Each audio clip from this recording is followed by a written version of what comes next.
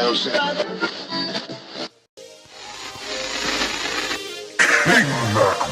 up? This is Mac. And I'm Jake. And you're listening to King Mac Radio, where we put the pop in your culture.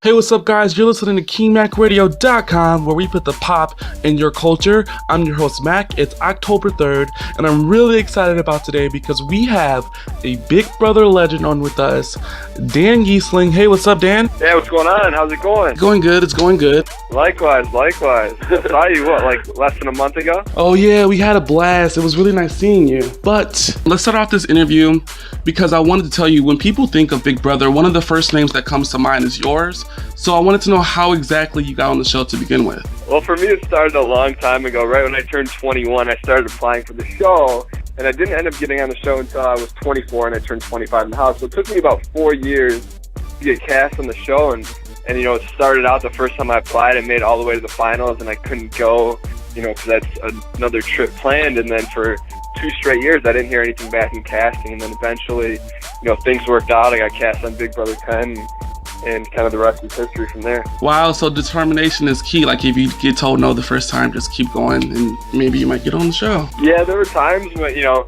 when I didn't hear anything back, which is even worse than a no. You know, it's not like just saying, hey, you know, try out next year. I flat out didn't hear anything. So that was, you know, really tough, but I just wanted it bad enough where I just kept then pushing on and applying, and you know, I'm glad I did. Now, Dan, as you know, this latest season of Big Brother has been one of the most controversial seasons yet. So I wanted to ask you a bit about it real quick. My first question about this season is, if you had to write an open letter to the BB15 house guests, what would the first sentence of your letter say to them?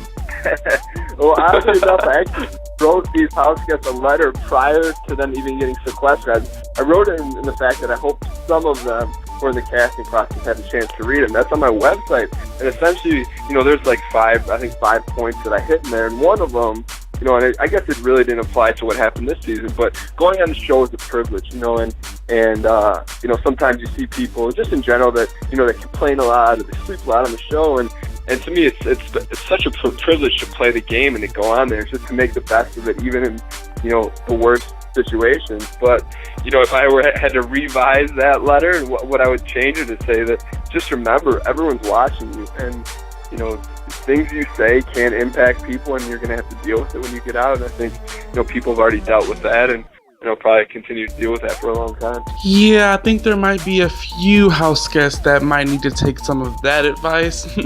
But moving on from that, you know, you're known for being a coach. You've coached people inside of the house and outside of the house. So I wanted to ask you, if you had to choose one house guest from Big Brother 15 to coach, you know, just in life in general, who would you choose and why? You know, I think the best players or the best people to coach are the ones who actually want it, you know, that are open to coaching. And, you know, I think what you saw this season is you saw a lot of people who will just kind of want to go in and do their own thing. And those are those people that are difficult to coach because they're not looking for outside help. You know, I think one of the most fun people to coach, you know, someone that I think I would have fun coaching in like a game situation would be someone like Judd. You know, just seems so jovial and happy all the time, and really focused, you know, in terms of wanting to compete. And those are the types of people that I enjoy coaching because they make it fun. So if I were to pick one, I definitely would pick him. Yeah, I think a lot of people agree with you. I think he was a really cool guy. But during this season of Big Brother, you started something new called Watch with Dan. I was kind of interested to find out how exactly that came about.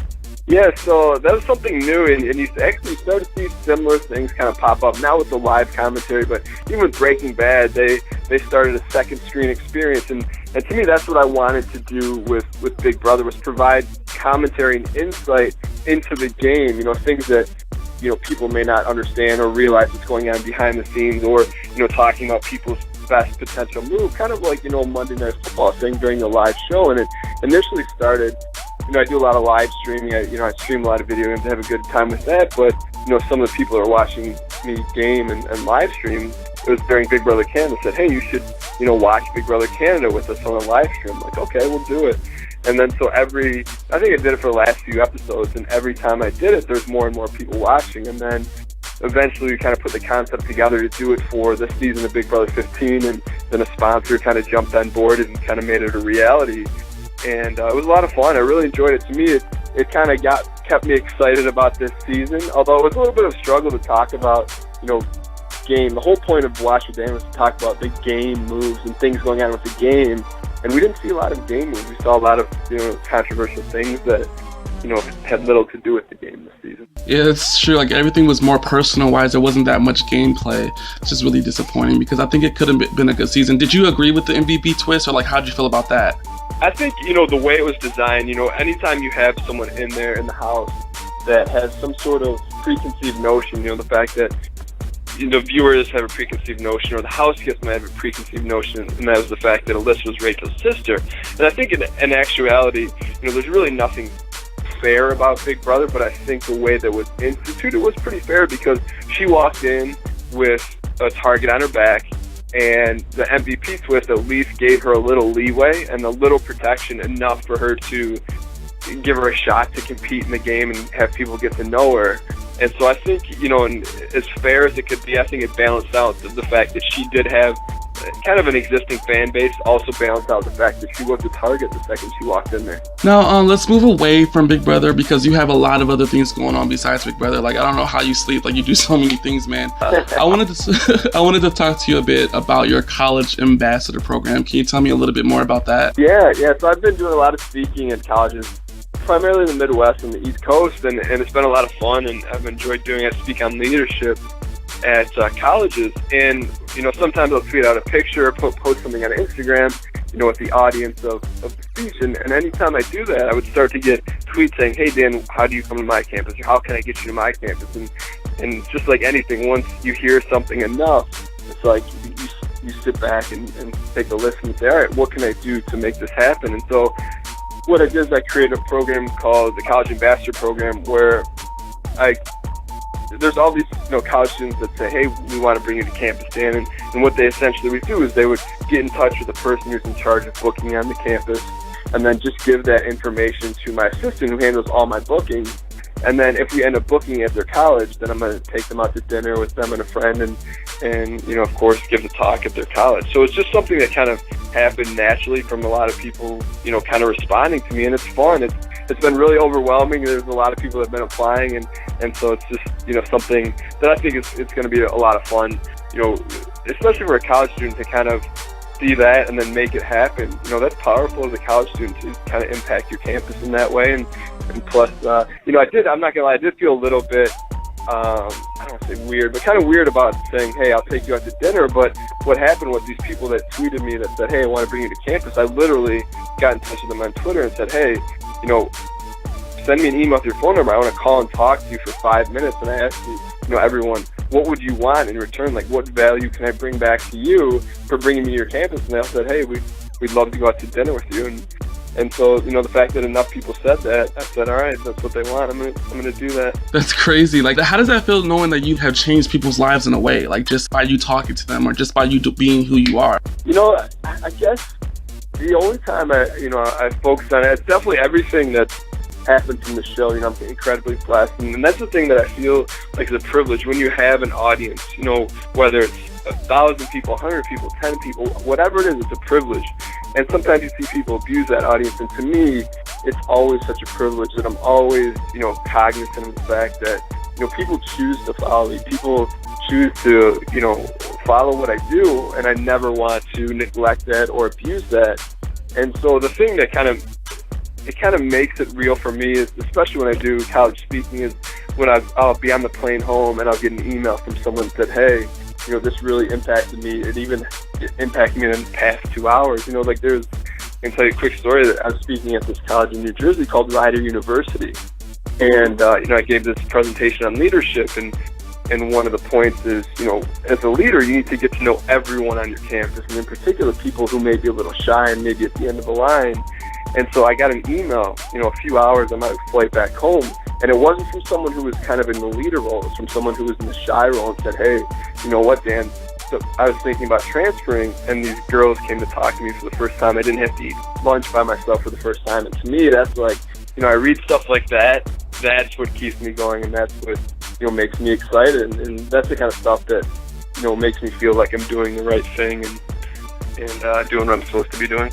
Yeah, and I think that's why fans really love you, because unlike some people who I won't mention, like, you actually embrace the Big Brother fans. And like, some people try to, like, you know, stray away from them, call them names and stuff, but you actually embrace them. Why is that important for you to embrace the Big Brother fans? You know, I feel like it's my responsibility to provide value to them, not just talk about and do things that I want to do, but try to find ways to, you know, keep people excited and entertained. And, you know, I don't know. It's just, to me, it's important because it's a privilege.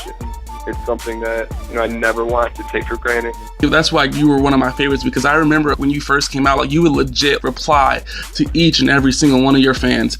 But I also wanted to touch on something else, because besides being a coach, a reality TV star, you're also an author. Your last book was really popular, How to Get on Reality TV, and you have a new book coming out. Can you tell me a little bit about that?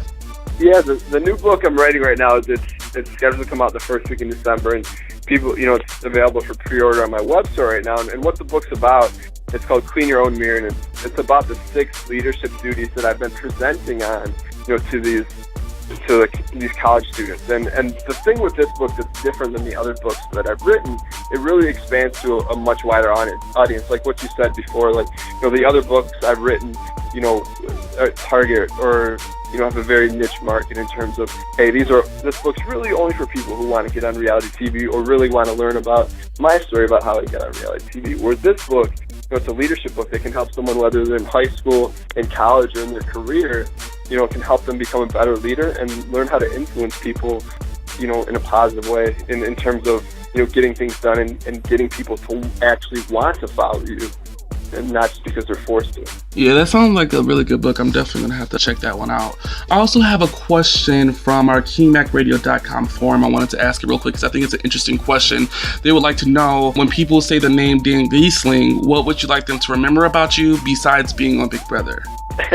That's, you know, I'll tell you what, you know, I've done my share of interviews, you know, in my day, and a lot, obviously, are talking about Big Brother, and I've never had that question before. So that's kind of like, you know, the tombstone question. What do you want on your tombstone? I guess for me, it's just someone who, no matter what happened, is always accessible and is always willing to interact with everyone, no matter what the situation. You know, for me, it's, you know, do I love Big Brother and you know, do I still enjoy it to this day? And yes, of course, I love it, but, you know, to me, there's always more to that. And sometimes for me, if Big Brother's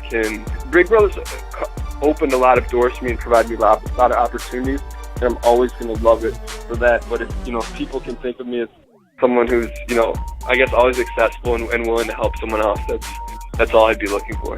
Now, I got to end with, like, the most important question of the whole interview. I wanted to know, I know you've said on multiple occasions, you even talked to me about it, that you probably wouldn't play Big Brother again, but I gotta ask this question. If you were to go back in the house, it's you versus Dr. Will. Who comes out on top? You know, to be honest, I don't think you'll ever see that situation, because, just speaking for myself, not for him, I know I'm retired from that, but I think what you've seen out of a lot of Big Brother players, I guess, you could say, I don't say, I don't want to be snarky here, is that I don't think either one of us would last very long, in terms of, you know, how could you leave someone like either of us in the house for an extended period of time? You know, with that being said, in terms of my Big Brother quote-unquote career, like, I feel like I have nothing left to prove. I've played the game really hard twice. You know, I got to the end twice, and for me, it's been a dream come true to play the game 2 times, and I'm happy with both of the outcomes. So I really have nothing left to play for. Yeah, and like I told you before, I definitely think that you are the best player, without a doubt, in Big Brother history. I appreciate it. I want to thank you so much for coming on. Tell Chelsea I said hi. Hey, what's going on? This is Dan Gheesling, and you're listening to KingMacRadio.com.